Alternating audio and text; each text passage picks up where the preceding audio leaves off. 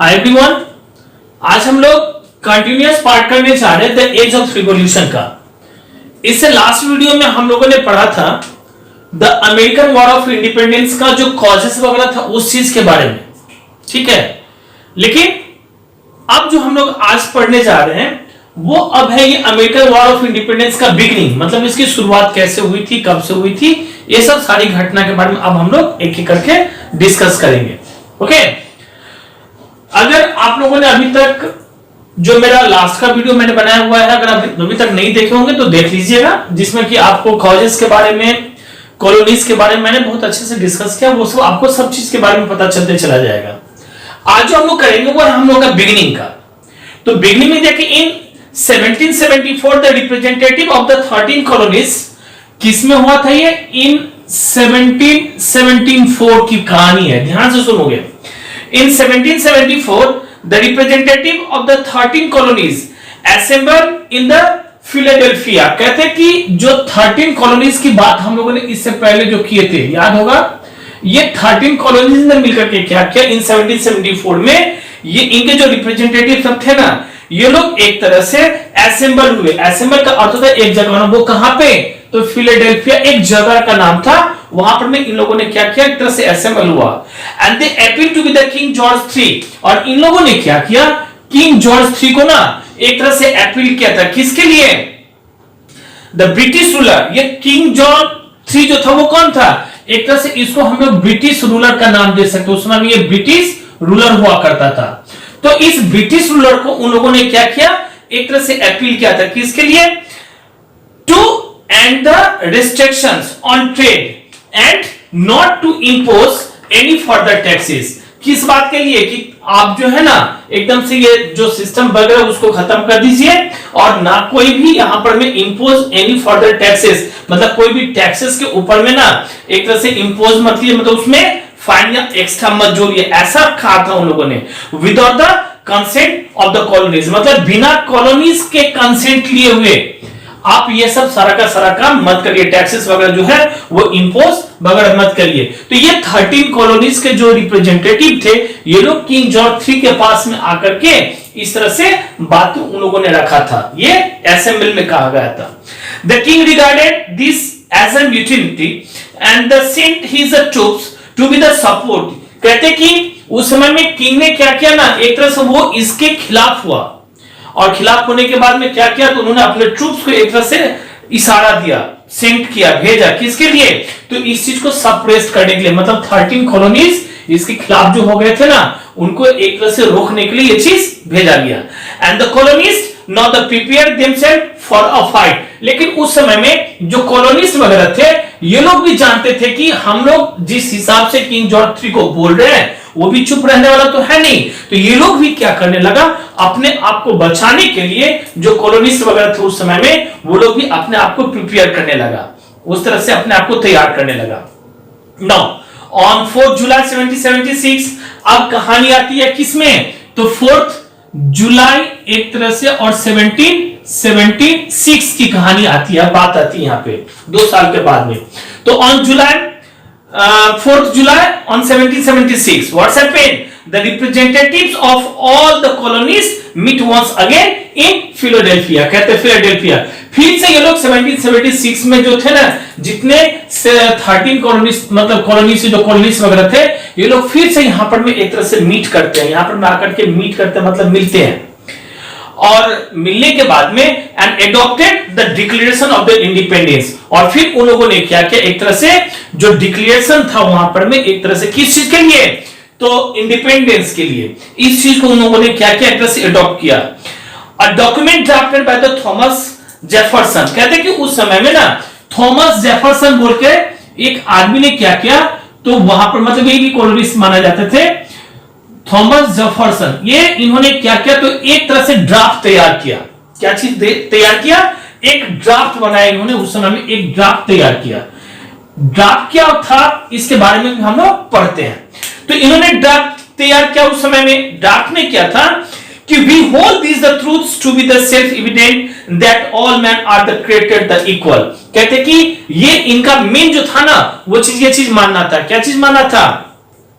कि हम सब जितने भी हैं यहां पर में, एक तरह से ना जो भी है वो ट्रूथ सच्चाई को लेकर के चल रहे हैं, and that all the man are the created equal, मतलब जितने भी सारे हम लोग हैं वो सभी के सभी क्या है, इक्वल है, ये चीज उनका मन आता है, and that they are the endowed by the creator with a certain the unalienable rights, और सभी के पास में क्या है, एक तरह से सर्टेन एक एलिएनेबल जो है ना वो एक तरह से राइट्स वगैरह है, क्या चीज है, अधिकार वगैरह, ये चीज इनके ड्राफ्ट में लिखा गया था, and that among these are the life, liberty and the pursuit of the happiness, और जो एक तरह से लाइफ के बारे में, लिबर्टी के बारे में और उन लोगों की जो हैप्पीनेस थी उनसे रिलेटेड है, ये सारी की सारी उस चीज में लिखा गया था, उस डिक्लेरेशन में लिखा गया था, and the declaration also asserted that the colonies has suffered long under the British rule। इतना ही नहीं, उसमें ये चीज भी खास करके लिखा गया था कि ये जो कॉलोनीज थे ना ये बहुत दिन से एक तरह से सफर कर रहे थे, किस बात को लेकर के सफर कर रहे थे, तो किस तरह से वो लोग ब्रिटिश रूल के अंदर में इतने दिनों से रह रहे थे और क्या क्या प्रॉब्लम में इन लोगों को चल रही थी, and that they had the every right to the end it and the form their the own government, और उनके पास में इतना जरूर राइट था कि वो इसको क्या करेंगे, खत्म करेंगे और अपने हिसाब से अपना जिंदगी जो है ना वो जिंदगी जीने की कोशिश करेंगे और अपना गवर्नमेंट यहां पर में बनाएंगे, ये एक तरह से इस तरह से था।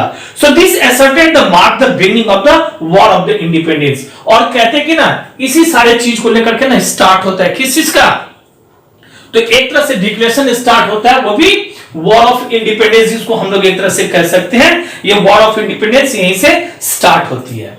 यहां तक जो भी पॉइंट था हम लोगों ने समझा। इसके बाद में फिर और क्या दिया गया है, इसके लिए अगर हम लोग बिगिनिंग की बात करते हैं ना तो इसमें दिया कि the colonies were the led by the George Washington, उस समय में ये जो कॉलोनीज था ना वो जॉर्ज वॉशिंगटन के सहारे से एक तरह से लीड किया जाता था। लीड का अर्थ होता है वो एक तरह से आगे बढ़ रहे थे।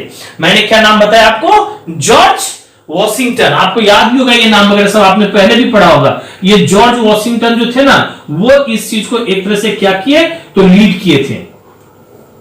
जॉर्ज वॉशिंगटन ने इस चीज को क्या किया, लीड किया था।